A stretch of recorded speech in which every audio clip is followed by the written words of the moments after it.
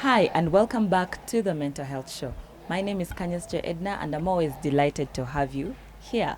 I hope that you sit tight and watch through today's very interesting show. Today we are going to talk about a very interesting topic that I myself would like to learn more about. It's about an evil that is eating up our society today. I think that around you could know one or two people who are suffering with this evil.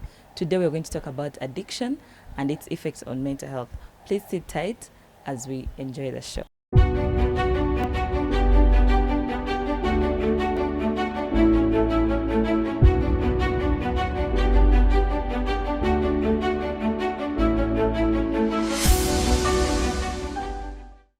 Well, today we are joined in studio. I'm delighted to host Mr.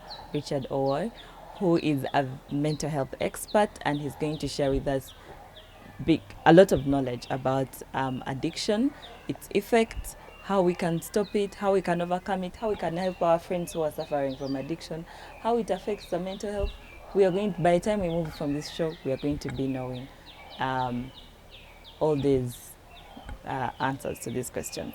You're welcome to Faraja Television, and you're welcome to the Mental Health Show, Mr. Okidi. So, in brief, tell us about yourself. Thank you, Madam Edna. Yes. I'm by the name Okidi Richard Owoy. I'm a senior counselor at Butabika National Referral Mental Hospital. But also I teach at Uganda Matters, training a number of psychotherapists. And I'm also a founder and executive director of Center for Peace, an organization that is operating in Gulu at the moment. The peace here means psychosocial education and community engagement that aims at addressing issues of mental health, especially affecting the youth and adolescent. But we intend to make it countrywide in the short run. That's a very interesting thing. I feel like I don't know if northern Uganda has embraced the idea of mental health challenges, but if it has, that's a very good step towards making sure that people in northern Uganda embrace mental health and how we can overcome some of these mental health challenges. Oh yeah, given the history of northern Uganda, the insurgency that took place. Yes. You know, a number of people had problems with their mental health. True. A number of NGOs came in, although they went away looking for other greener pastures. But generally, they exposed people to the concept of mental health. Yes. And it is picking up. Yeah. That's a good idea. Yeah. You're welcome to Faraja Television. Thank you. And the Mental Health Show. Thank you. So tell us about addiction and why you chose to want to talk about this topic, because I feel like as an expert, there are a lot of mental health challenges that we could have talked about, but you pick particular interest on addiction and its effects on maybe mental health or young people in our country today. Yeah, as I mentioned before, have been practicing or providing mental health services for the last 15 years in different organizations. At the moment, I'm with a mental referral hospital, that is Butabika Hospital. But also, I decided to form this small CBO, Center for Peace, so that we can handle mental health challenges, especially confronting the youth and the children. Yes. The reason why I chose to talk about addiction today is because if you go to Butabika, for example, let's use as a case example where I work, you find that there are over 1,000 patients. We have a particular place or ward we call alcohol and drug unit. If you like, you call it ADU. Where specifically people who have a problem with addiction, they are there. But surprisingly, even other wards, you find actually 85% of the patients, the whole total population in Butabika, are having problem with addiction. Oh my God. So either their mental challenges are a result of use of addictive substance or alcohol, or some of them are using these to cope with the mental challenges. Yes. So that is the reason why I chose to actually talk about addiction, because it is a very terrible problem which we really need to step in. Unfortunately, it is even the young people are there. They're suffering out of this problem. Actually, in Uganda, the problem is even huge when it comes to children from age 12 to 19 or even 24. These are school-going children. So the recent study put 60 to 70% of this age bracket youth, or children if you like, were already having addictive substance they're using in their daily life. My God. So you find that it is something that we need to really address. And it even became worse during COVID-19. Yes. Because during that time, a number of them, number of children were idle, they were at home, so they were exposed to the uses of substance. And that means the age bracket between 17 to 19, they're really suffering from this problem. Yes. And so there is really a public call to really address this issue urgently. Yes.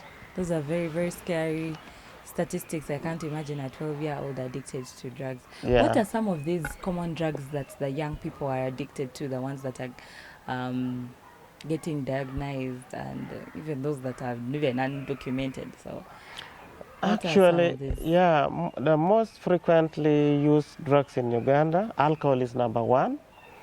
We have marijuana, we have Cuba, heroin.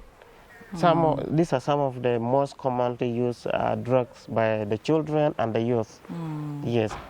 How do they learn how to use these drugs?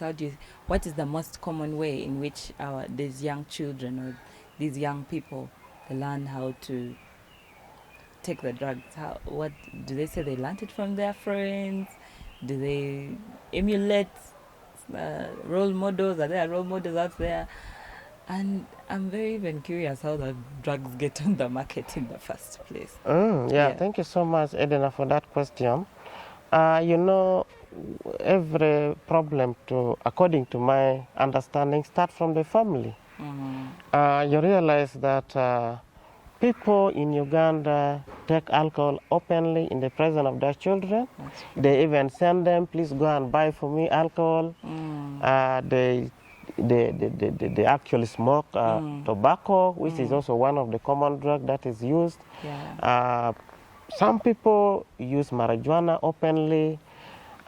So due to the family influence, so you find the parents or the elder brothers and the sisters are in a way modeling the younger ones into this system.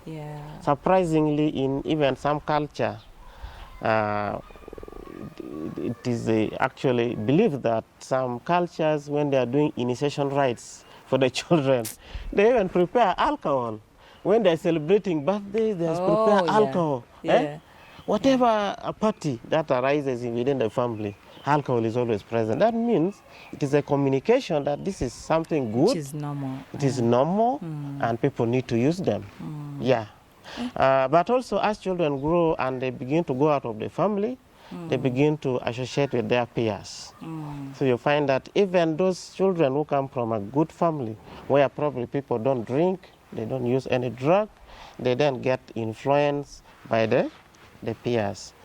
Away from that, some people just use this drug because they want to feel independent. Imagine someone has been the parents have been very serious, giving them rules, what to do, come home at this time, do this, don't go there. Now the person has gone to high school. The person feels independent, feels, I am now mature. So he begins to learn how to take drugs, how to use marijuana, how to drink alcohol, and these other drugs. But some people also, because they have low self-esteem, they hardly express themselves in class, they fear, maybe because of some issues at home, or they have negative self-perception, they kind of start using this drug so that it gives them confidence, and they are able to, for example, talk to in the class or respond when there is question, they can ask, okay, during lesson. So these are some of the issues that can make them to use drug. So you find that there are a number of issues that make people to go into drug. There are some people who actually have very poor relationship with their children. That's true, that's true. So you find there was a day I was talking to one of the child who was just finished senior 4. So the parents realized this boy had been using marijuana and alcohol for a very long time, right when this boy was still in P6. What? You see, and they did not know, only to know when he was in senior 5. So what this boy told me was that one of the reasons was that he did not have any relationship with the father. Yeah. If the father comes home and is in the house, he has to come out. And if the father is out, he goes back inside. So you find if there is a very big gap between the parents and the children, chances of children learning how to use this drug is very high. Yes. So there are a variety of reasons that some people have pain, so they want to maintain, maybe to reduce the pain, and they want to sleep at night, so they can also start to learn how to use some of this drug. So there are a number of reasons how people come to learn how to use alcohol and other drugs. You know, like medical people, yes, the doctors always refer to marijuana. Is it called cannabis? Cannabis? Yes, cannabis. Yes. They say it's a medical drug, and it helps them during operations, or even, I don't know if it's in some medicine. Is it possible that some of the patients get addicted to it like that? Very, very true. That's true? Yeah, very true. Okay. In fact, some of these addictive drugs could be even the drug that you use that are prescribed, like painkillers. You can be addicted to painkillers. Yeah, you can be addicted to painkiller. But also addiction goes beyond this substance. It can also go as far as activities. Yeah. We have addictive activities like sexual activity. Yes. We have addiction to maybe gambling, sport betting, yes, that's playing cards, computer games, this one here, phones. Yes. So actually even watching the TV, can be an you find a child glued on the TV from morning up to sunset. So the child can actually get addicted to that. So some of those activities also we need to be careful, because addiction is just about a situation where the brain, is what we call the pleasure center of the brain. And every time you are enjoying, it is being controlled by the pleasure center of the brain. So there's what we call the dopamine, yes, dopamine, which controls the amount of excitement someone may have. Yes. So you find that these addictive activities and substance, they kind of come and hijack that pleasure center of the brain, and that is why addiction in the long run is understood as the chronic relapsing use of a substance or activity. So it is chronic and it is relapsing in nature. Yes. Yes, so that even when you try to stop, you fall back. Exactly. You see?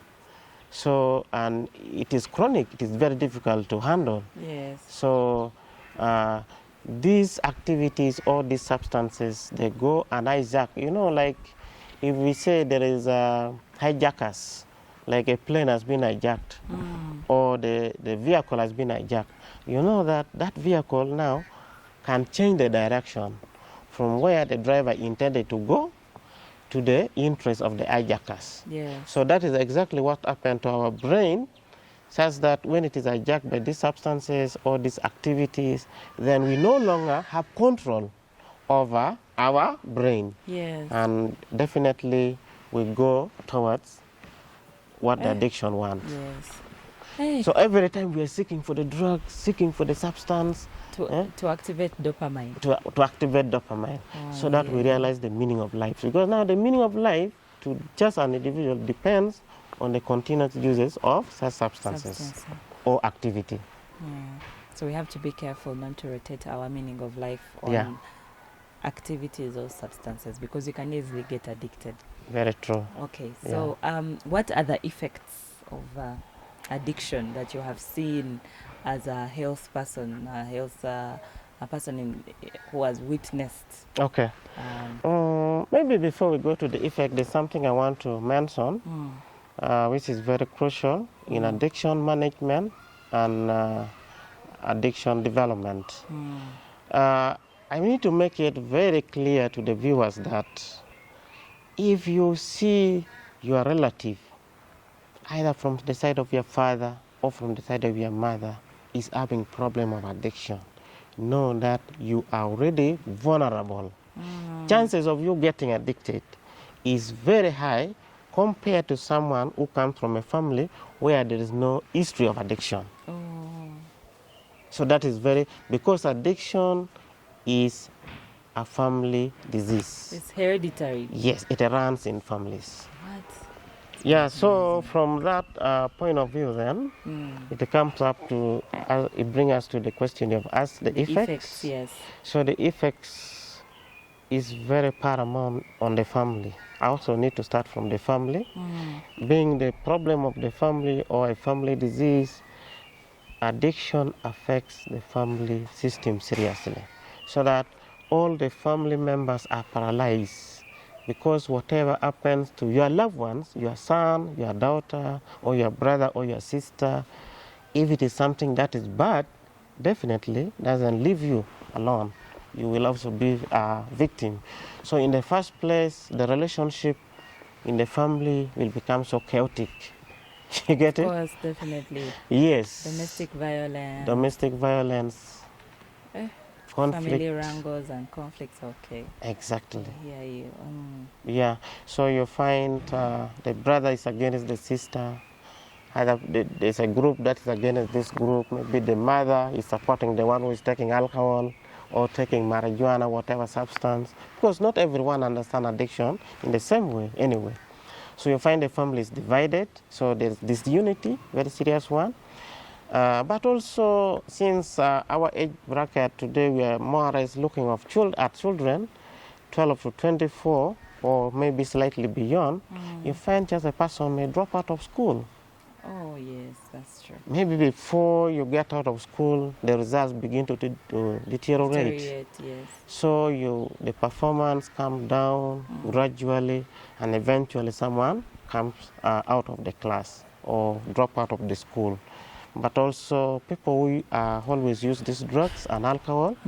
My sister, another big problem is that they are so much exposed to sexual transmitted diseases.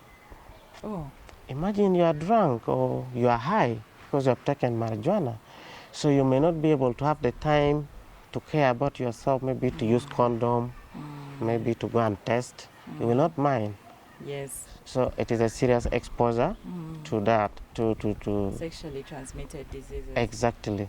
But also in the long run, as you continue taking alcohol or using some of those drugs, you can be able to know that your internal organs actually begin to get damaged, like the liver, and other internal organs get spoiled, the spleen, you see? Yes. All those will begin to have a lot of problems. So a number of people have what we call alcohol or multiple induced liver cirrhosis.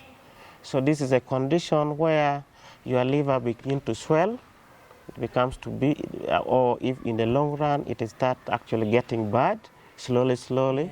and you die. That is why a number of people die abruptly after drinking alcohol for a very long time or using drugs for a very long time. Then people begin to say, so-and-so was walking yesterday. I think somebody has done something wrong, bewitched or poison. But you have actually been killing yourself slowly but surely. So it has a very great impact.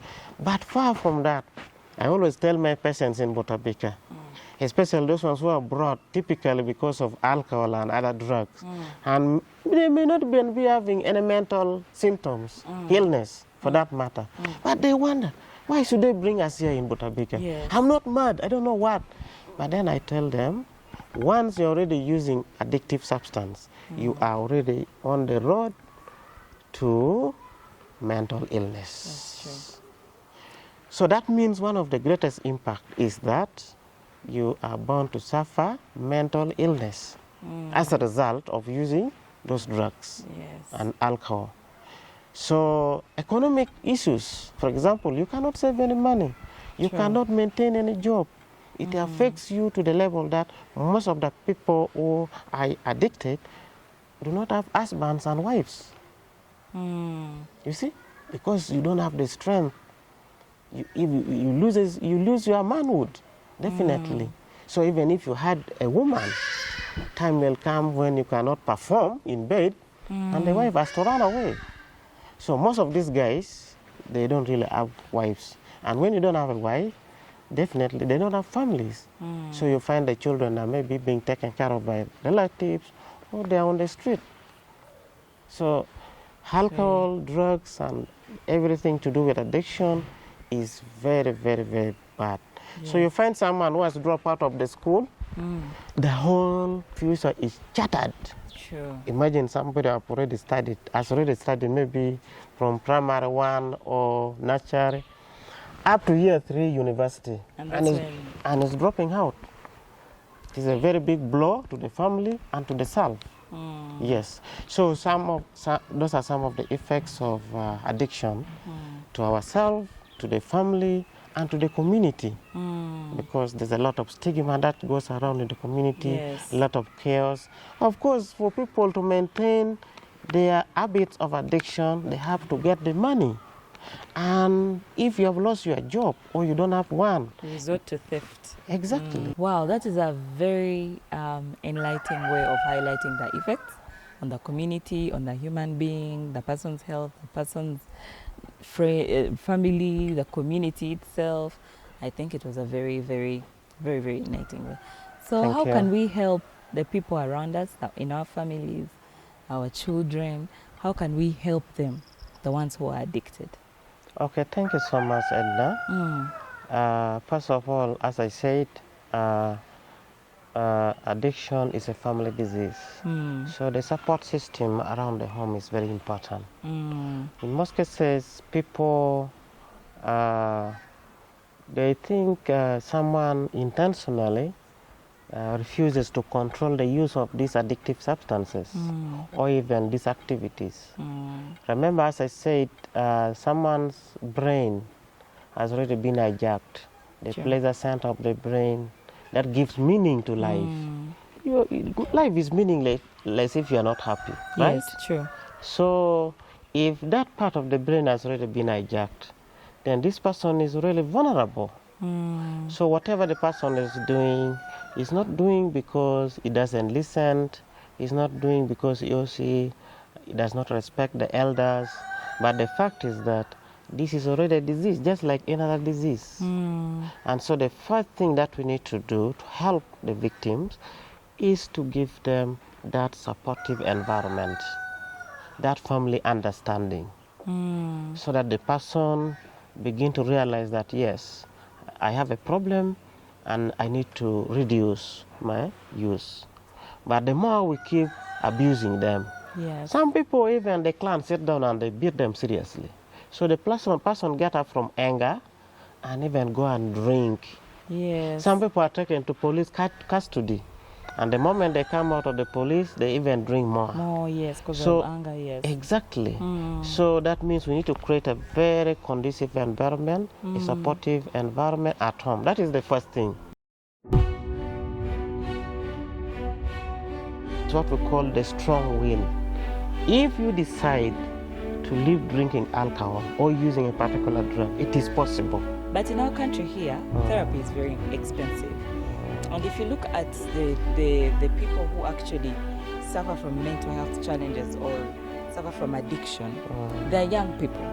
Some of them are afraid of asking or telling their parents that actually, Dad, I'm addicted to maybe Cuba, I'm addicted to weed or whatever, because they want to avoid the whole stigmatization. Some parents actually don't understand. A parent may get angry and not pay for tuition again. So they end up wanting to help themselves.